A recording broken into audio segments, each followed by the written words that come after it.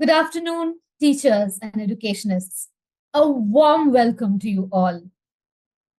With a legacy of hundreds of years and a presence in 170 plus countries, Cambridge University Press and Assessment's mission statement has been to contribute to society to the pursuit of excellence in education, learning, and research.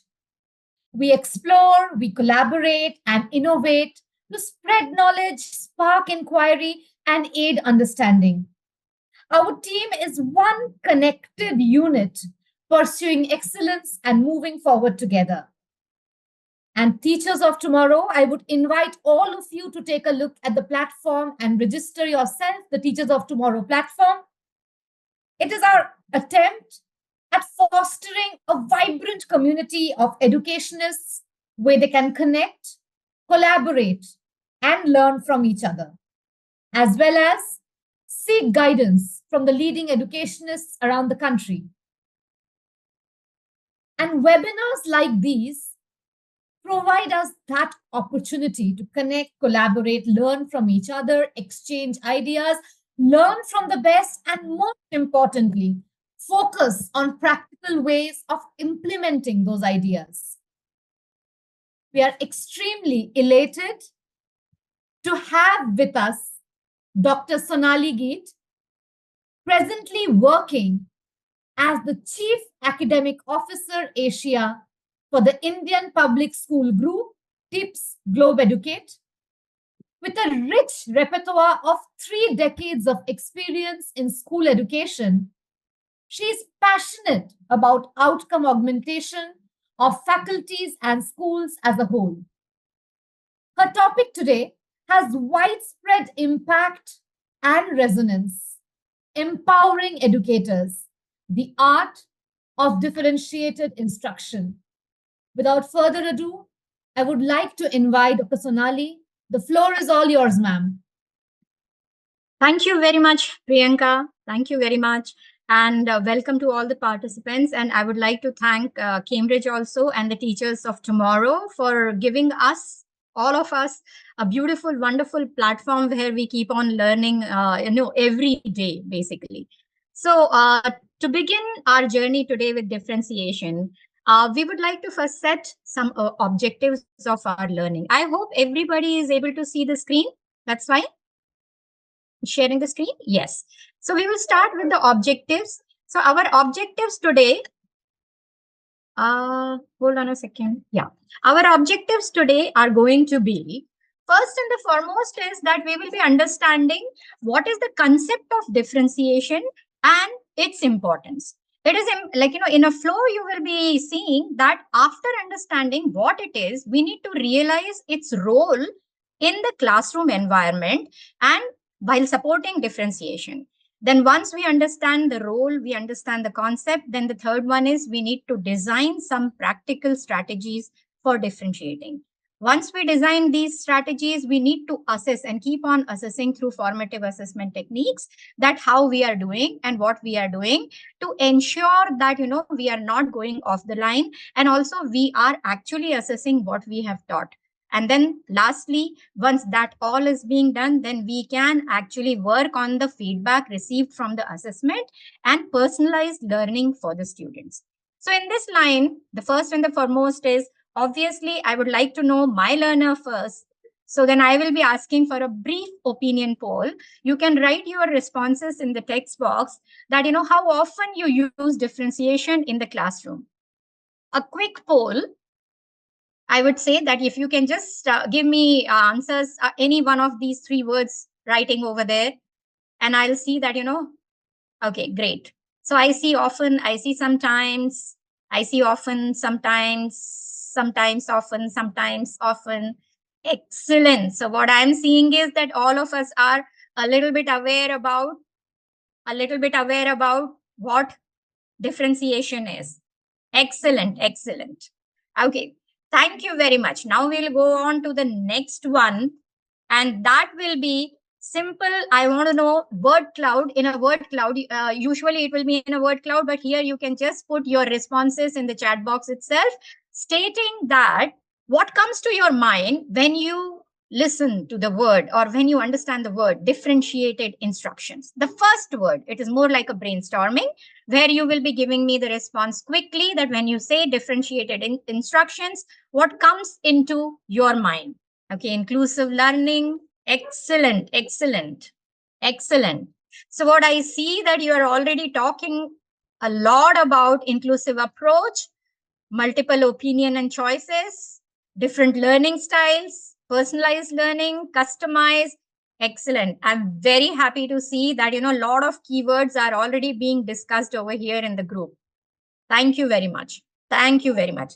Now, from here, we will move on to understand that what it is all about. So if we will see, okay, now here is obviously we will like to know that, as we need to know the learners, that, what is your learning style. So Honey and Mumford are giving over here a learning style where they talk about activist, reflector, pragmatist, and theorist. If you will see, the activists and pragmatists are more towards doing things themselves, whereas reflector and theorist will be more into observing things. And on the same line, if you see pragmatist and theorist, they're more logical because whatever it is available, pragmatists will try to do it with them. Whereas activist and reflector will be more intuitive because what their intuition suggests, what their hypothesis suggests, they will be working on that. So if you will see, there is a slight difference between activist and pragmatist, which says that, activist is somebody who will be working on the hypothesis and who will be working more towards understanding and then putting it into their experiences, while pragmatist will be more towards whatever is available, from there whatever we can engage ourselves. I would like to know that what kind of a learner you are. I would like to read some responses from all my faculty members. Okay, reflector, practical. Few more responses I'll wait for. Pragmatist, reflector. Okay, I see that there is no theorist. Oh, yes, there is one theorist as well. Excellent. Excellent. Yes, there are few theorists as well.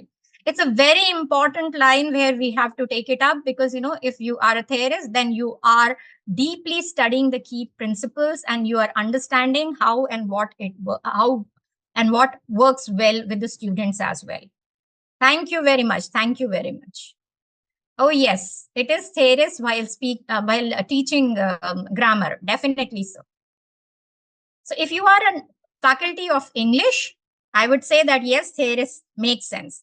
Now you look at this, and I feel that all of us will be aligning with what this great man has to say about teaching and learning as a profession. What they talk about is that everybody is a genius, but if you judge a fish by its ability to climb a tree, it will live its whole life believing that it is stupid. And if you remember, if any one of you have not watched the video called Animal School, please do watch. Please do watch, because that is one way of telling everybody that what differentiation is and how it works also.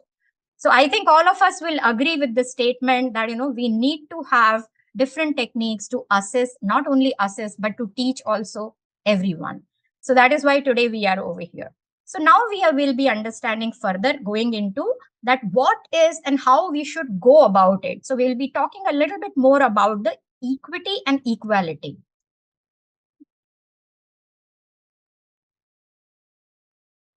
Right, here it comes. So now in this image, if you will be able to see, it starts with reality. What is the reality today with us? That, there is a student who is improving learner and he or she needs a lot of support in coming to the level where the class is. And there is another learner who is like, at the level, and another one is like, excellent in academics. So if you will see that if we have resources, one person is utilizing the resources totally. That is what is the reality. Now, when we say equality, that means we are giving everybody the same treatment. And the assumption is over here that, if we give to everyone, everyone will be utilizing it. But that is not the case, because the person who is improving learner in the classroom will never be able to still match the rest of them. So then we go to equity, where their differentiation comes in. When we talk about equity, that means everybody gets what they need. And actually, what should be the realistic situation is when they are liberated from any of the hurdles or any of the obstacles which are between them and their learning. So that is what the liberation or the fourth stage should be, where there is no boundary, there is no hurdle, there is no kind of a experience of the child which is hindering his or her learning. So that is what is the reality, but how we have to at least start with equity and move on to justice, that kind of a situation. Now, let us talk about the experts, what experts say about differentiated instructions. So I am not sure if all of you have read the book from Carol Tomlinson. She is the person who has created this stanza about one size does not fit all. Okay, so that is what the basis of differentiation is. In in her words, students differ as learners in terms of background experience. Now you see the differences mentioned over there, because once the difference all these differences, they ensure that the learners do not learn the same way, and that is what is being emphasized over here. That and how these all differences create a gap in the teaching and learning process. So exploring and understanding these differences which are mentioned, and which are not only these many, but there are many more differences as well in the classroom, which all of you will be able to understand very well. I am pretty sure that I don't have to tell you about all these differences as well. So the classroom reality, all of you know, and all we need to know is now that how we can achieve that and why we should achieve that. So for that, if we talk about the benefits, is first is engagement. When we talk about the engagement, it is for obvious reasons. Differentiation will help in engagement because you are giving different children different kind of tasks, sometimes which they are interested in, and they can choose from there. When you give choice and when you give voice to the students, they will be engaged. Once they are engaged, automatically they will be confident. Once they are confident to do something, because obviously they are practicing it, so then will come independence. With independence will come ownership of the task, because they are doing it themselves, so they know how to do it. And then comes interdependence, when they start teaching to somebody else as well. And when they are teaching to somebody else and looking around, they see that there are different kind of people and different kind of learners, and they are thinking differently but maybe achieving the same goal. So that is how they also learn divergent thinking. And all of this, while they are learning, automatically enhances their performance. So that is how they learn. Now, what should be the characteristics of a DI classroom? So these are some basic characteristics what we will be talking about the DI classrooms. So then we see that, the teachers proactively plan DI to address variety of learning needs. And when, as opposed to, when we are adjusting the classroom while going and teaching and learning is happening, so we kind of adjust one strategy at a time, or maybe like, lesson plan somewhere will be adjusted. Whereas over here, the teachers, they ensure that right from the beginning itself, okay, they go proactively plan for various kinds of learner, and they know each one of the learners as well. Then differentiated instruction is more qualitative than the quantitative. So it is not about how much you are giving, but it is about adjusting quality of the task as per the requirement of the students. Like, instead of giving a direct task, we can give graphic organizers to the students who are struggling, vis-a-vis some task papers for the higher orders thinking skills. Then the third one I would say is stems from effective and ongoing assessment of the learner's needs. Now, DI is all about individual needs. Okay, so discussions, tasks, assignments, conversations, these are all ways of engaging the students, and these are all ways of formative assessments as well. So we need to ensure that we are formatively also assessing the students, and with that we are making sense, or we are adjusting our plan. Now the next comes in, all students work with respectful activities. Why it is being called respectful? because they are engaged in doing something which they know and which they can do or which they are interested in. So obviously they will be at least having some prior knowledge, or they will be eager to work and learn. So that is how they become respectful activities. Because if you give them something which they cannot do, then it will be a problem, because they will be always feeling left out or low. So instead of making them feel left out or low, it is very important to give them respectful activities and learning engagement. And through multiple approaches we can give them. We will be studying the approaches at length also, which are like through content, process, product, and environment. All those we will be learning. Now, the students and teachers are collaborating in learning. So, when we talk about students and teachers collaborating, we need to understand one thing, that differentiated instruction is completely student centered, and students' voice and choice is paramount. It's most important. And the teachers, they are helping in coordinating time, space, and the activities. So, when the teachers they coordinate in time, space, and activities, obviously the students' learning will enhance.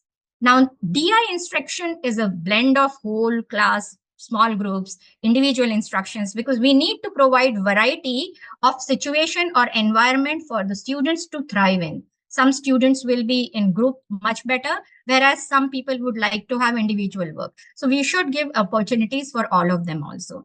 And the last one is, it is completely organic, obviously, because it constantly evolves as per the goal. So when we look at it, then as per the needs, when we change something, that becomes organic, because it is not structured, it is not fully like this is how it is going to be. So next we will be looking at the overview of what DI means.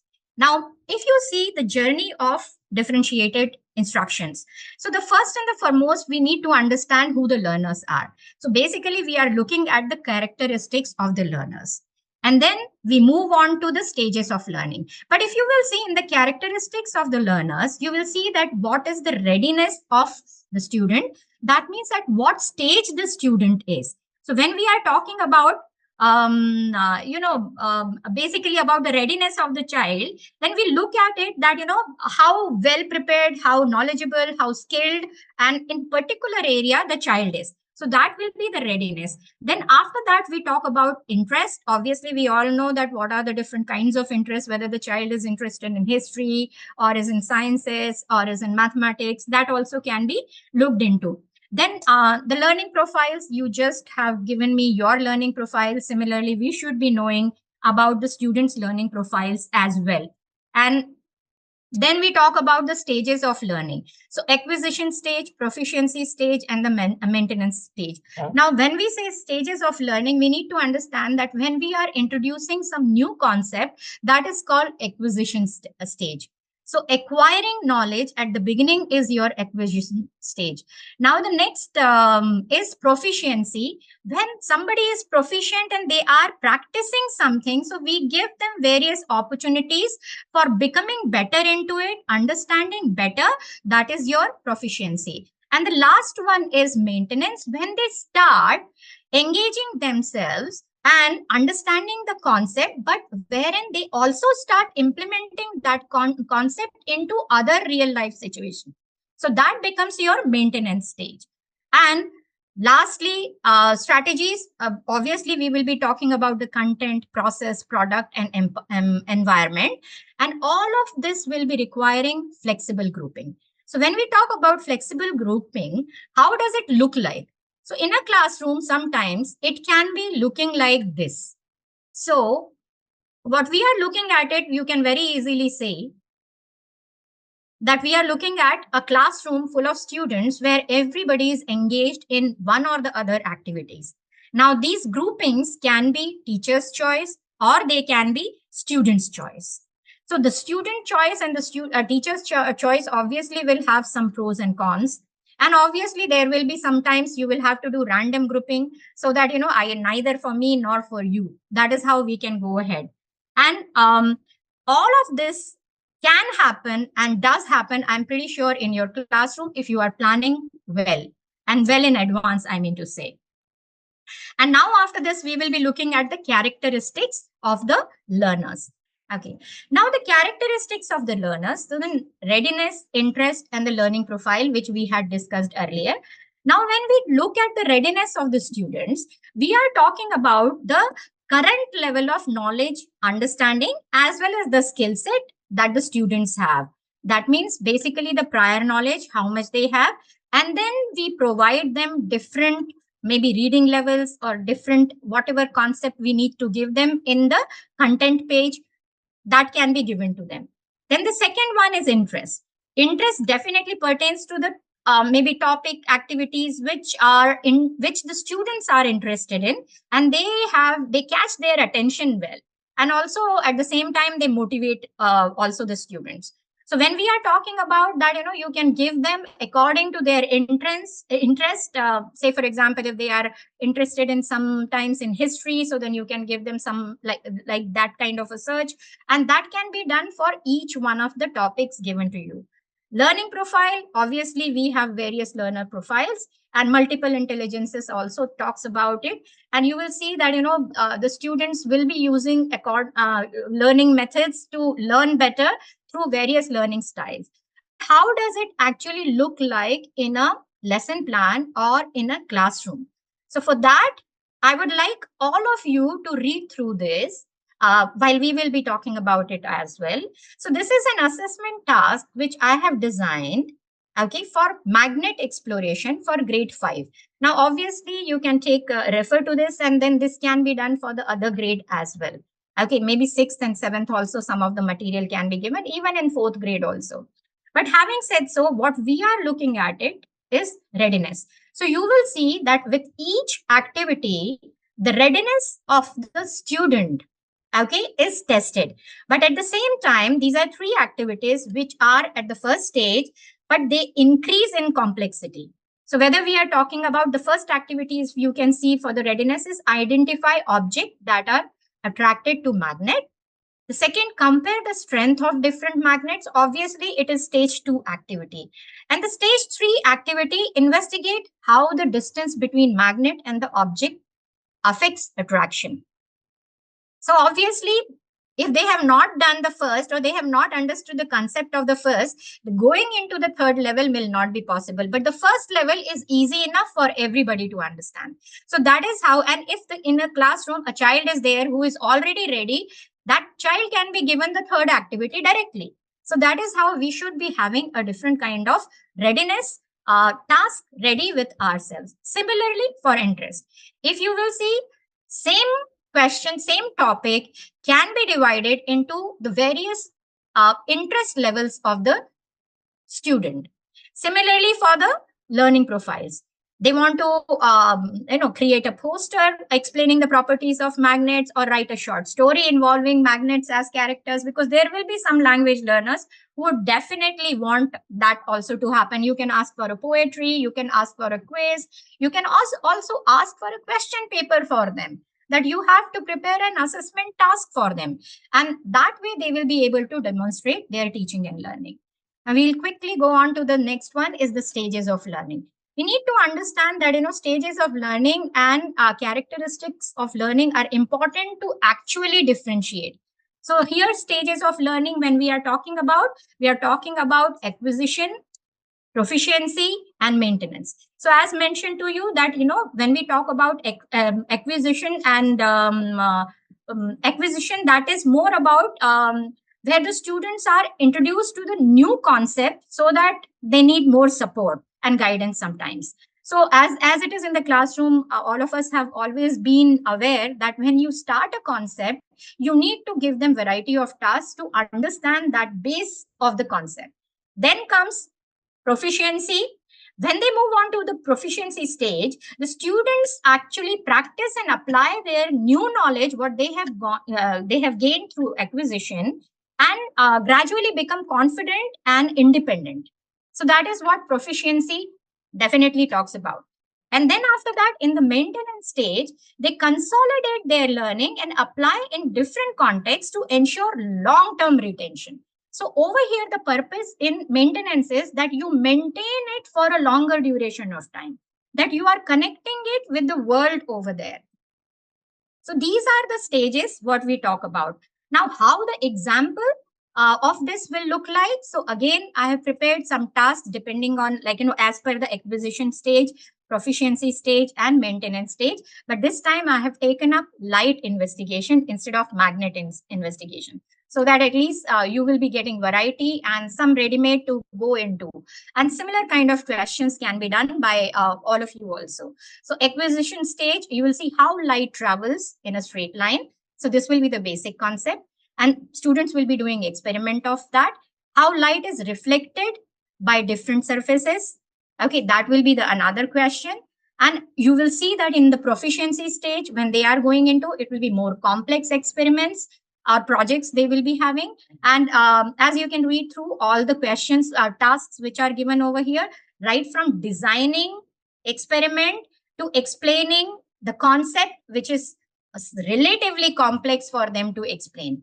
Then comes the maintenance stage, where they will be discussing the importance of light in ecosystem, which is not readily available. So they are looking at the real life situation, and they can also have the light investigation in terms of that, how maybe, like, some kind of a scenario given, how it will be reflected over there. So I think, like, all these activities, while we are doing it, actually, this is where we need to plan with the help of all these stages and characteristics. We need to plan our now lesson or the strategies. Now, when we are talking about strategies for differentiation, so we look at content, process, and the product. So when we are looking at the content, we look at providing various materials and resources to match the readiness level. So if you will see here, the connect is with the readiness level. So content should be provided as per the readiness level, also as per the interest of the child. So different processes, when we say that differentiated instruction processes, when we mean what we mean by the processes is that various methods and activities which are engaging the students. For example, the group works, and maybe some independent work, small group, large group. Okay, maybe sometime exchanging the classes as well, making a bigger cohort, online working. All of these are different kinds of processes which will be again as per the readiness level, as per the interest level of the students also. And lastly, the product. When we talk about the product means that how they will be, students are allowed to demonstrate their understanding and learning. So it is not about how much they know. It is about demonstration of learning or performance of understanding that they will be showing in terms of their learning styles, in terms of their characteristics. So that is what is the whole DI looks like. Now, how it will happen, if you will see, again, I have taken up electricity and magnetism for exploration.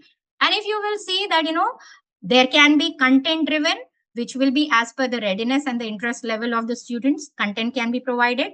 Then for the process, if you will see that there is a model, then a story, comic strip, experiment, and at the product level, you can have a video, short film. Nowadays, shorts are being made by the students. And in our classrooms, day to day, they engage themselves with some kind of an experiment where they make a short video and then also they share with it. So all of these, you can say that, simply putting it, this complete task, if you will look at the content, process, and the product, you will see that whatever we have learned in characteristics and the stages, everything will come in handy and useful in your objectives in over here when you are differentiating through content, process, as well as the product.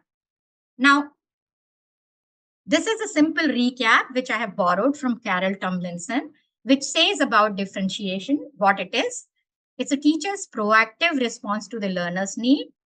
It is shaped by mindset, guided by general principles of differentiation, as it was said, that building community, quality curriculum, respectful tasks, ongoing assessment, and flexible grouping.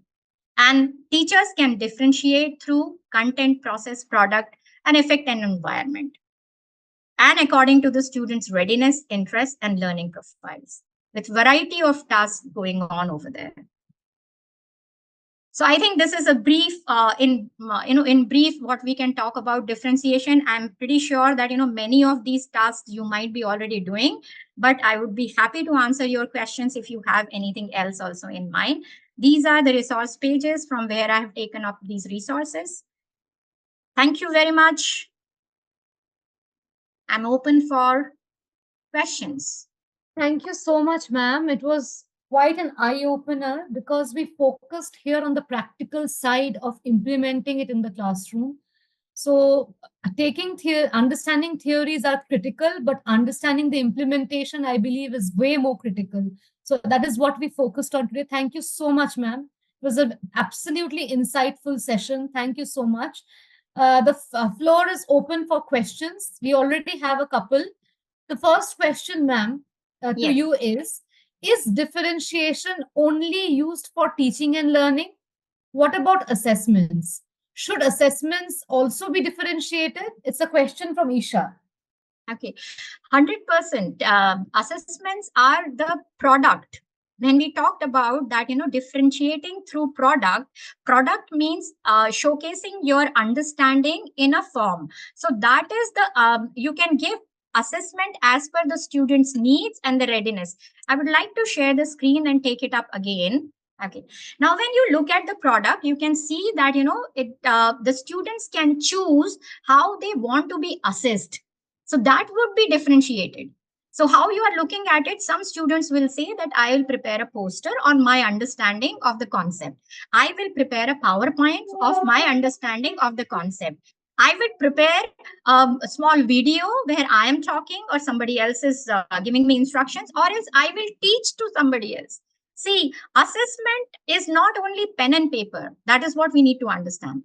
It's not pen and paper. It's all about that how I can present my understanding, or else how it is said in Project Zero, that performance of understanding. That means if you have understood something, you have to perform it. The perform word itself is an assessment, basically. That you are assessed based on your performance. So you are already learning that. So yes, definitely it is an integral part of assessment. Differentiation is an integral part of assessment. When we talk about product, it is the same thing. Ma'am, there is another question. Sure. How do we deal with parental complaints when we do differentiated tasks in the classrooms? Sometimes they question why we are doing different things for different children. Okay.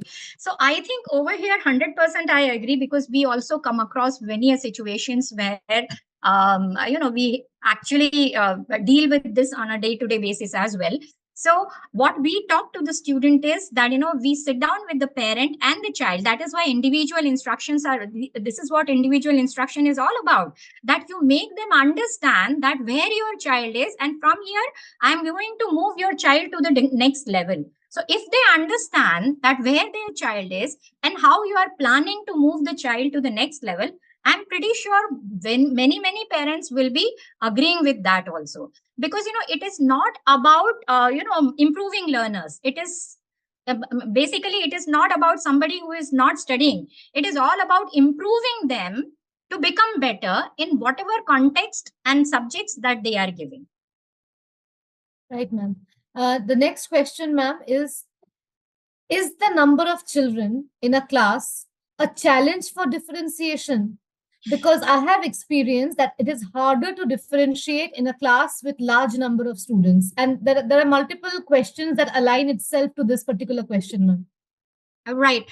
So I understand that, yes, it is definitely a challenge, but that is what it is all about, like accepting challenges. So I like right now, if I can say that we have 243, people joining our webinar. So as we said, directly getting into the things, that first is that finding out what kind of a learner each group is, even if you do not know that each individual. But in a classroom of 25 to 30 to 35, you can at least find out who needs what kind of a help. So you can categorize. The broader you categorize, it will be better for you. So you can find that these are the 5 6 people or 10 people, they require maybe some higher order thinking skills for them to keep themselves engaged. whereas these are the student groups. So then here flexible grouping helps. So that is why differentiation is based on flexible grouping.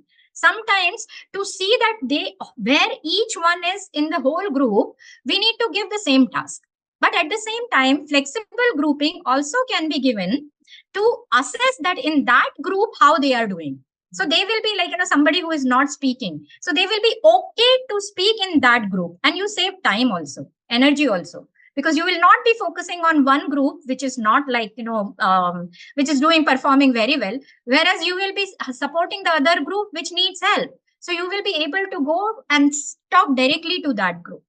So basically the seating arrangements and the grouping, regrouping should happen so that we can also gauge it. Ma'am, in the interest of time, we'll just address two more because there's a plethora of questions. Okay. The next question I would like to take up is, how can we handle I would not like to use the word slow learner, ma'am, but I would rather use the Improving word learning. improving learner. How Right. can we handle an improving learner when we are teaching orally a group of students?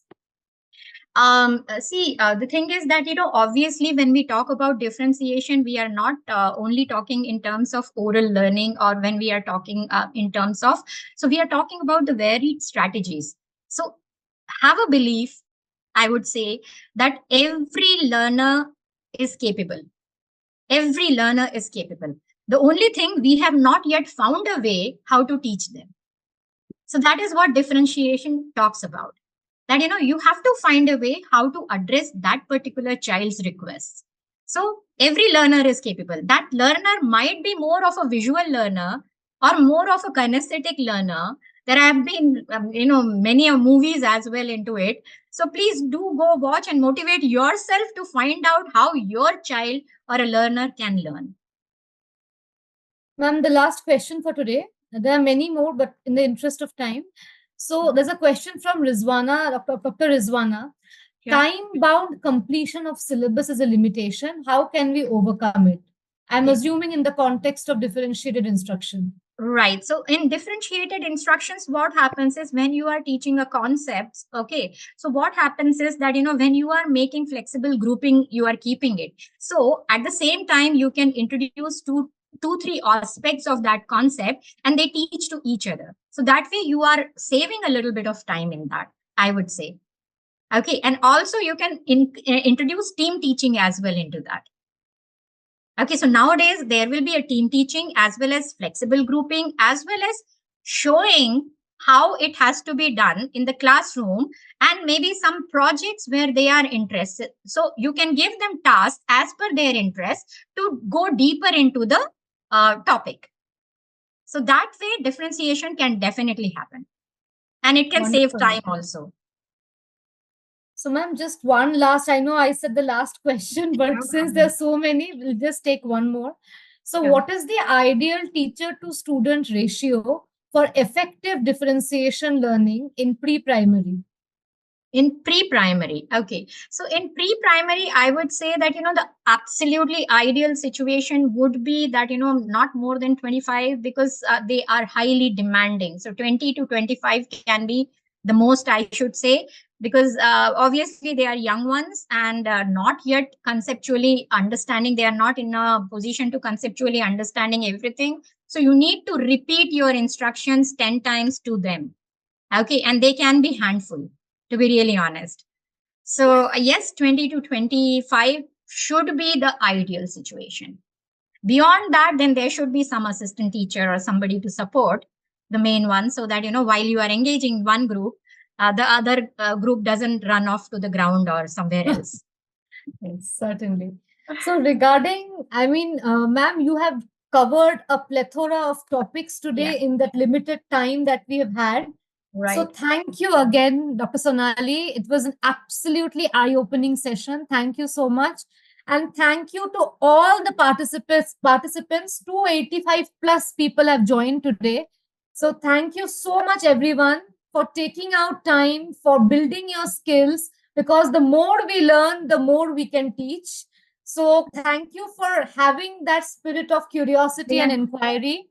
I would like to thank Priyanka. I'm sorry I'm disturbing. People are No asking about the problem. movie. I'll tell you the Teddy Leggard story, Animal Farm, Hitchkey. Then you can also check The Dot. These are all wonderful short movies for showcasing to the students. Many of the people over there, they were asking about it. Sorry, please. Yeah, Yes, thank you no, very much. thank you, ma'am. Thank you for mentioning this again. Sorry, And Sonali.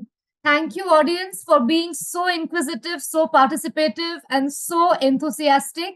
We'll come back to you again with another webinar next week, requesting you to check out the Teachers of Tomorrow platform and register yourselves there. And thank you, ma'am, again. Just a Thank pleasure you. having you here. Thank you, Thank you. ma'am. And I would like to thank Cambridge and Teachers of Tomorrow platform as well. Thank you for making it Thank you. happen over here. Thank you, ma'am. Thank you. Thank you. Thanks. Have a good evening, everyone. Good Thank you evening. so much.